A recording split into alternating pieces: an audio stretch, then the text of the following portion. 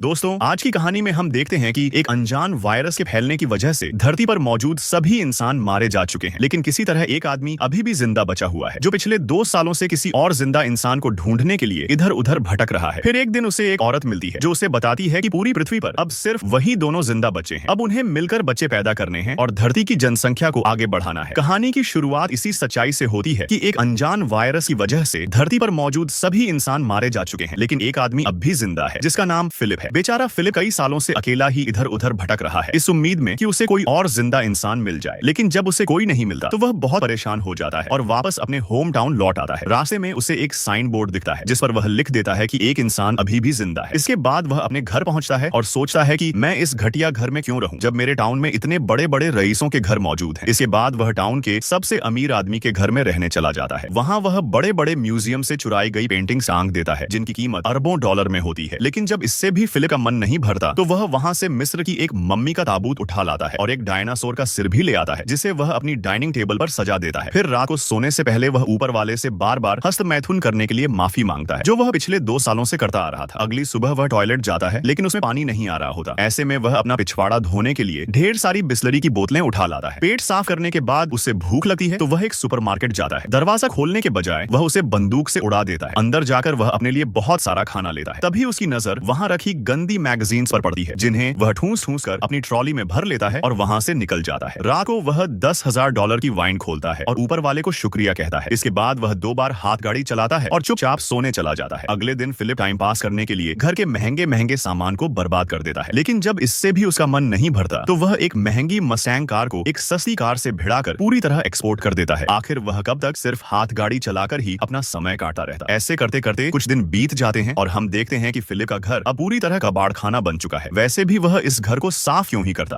आगे वह एक रबर के पूल को पूरी तरह दारू से भर देता है और उसी में नहाने लगता है, साथ साथ वही दारू पीता भी रहता है। इसी दौरान अचानक उसे जोर का टॉयलेट लग जाता है, लेकिन उसके टॉयलेट में पहले से ही कबाड़ भरा पड़ा होता है। इस वजह से वह अपने लिए एक नया कमोड बनाने का फैसला करता है। वह एक स्विमिंग पूल के फटे को बीच से काट देता है और उसी पर बैठकर हगने लगता है। हगने के बाद वह एक बार में जाता है और वहां रखे खिलौनों से पूछता है कि क्या तुम लोग थोड़ी दारू पीना चाहोगे। लेकिन जब वे खिलौने उसे कोई जवाब नहीं देते तो वह वहीं खुद ही पूरी बोतल दारू की पी लेता है और वहीं बेहोश हो जाता है। थोड़ी देर बाद जब उसे होश आता है तो वह उन खिलौनों को अपने साथ कार में बैठाकर एक लड़की के पुतले के पास ले जाता है और उससे बातें करने लगता है। वह कहता है कि मैं बहुत दिनों से तुम्हें नोटिस कर रहा हूं, लेकिन मुझ में कभी इतनी हिम्मत नहीं थी कि मैं तुम्हें अपने दिल की बात बता सकूं। यह कहते हुए वह उस पुतले को किस करने लगता है। तभी अचानक उस पुतले का हाथ टूट जाता है। यह देखकर फिलिप बहुत उदास हो जाता है और अगले दिन एक पहाड़ी पर जाकर वहां RIP फिलिप लिख देता है। इसके बाद वह अपनी कार में बैठता है और पूरी स्पीड से पहाड़ी से टकराकर अपनी जान देने के लिए आगे बढ़ता है।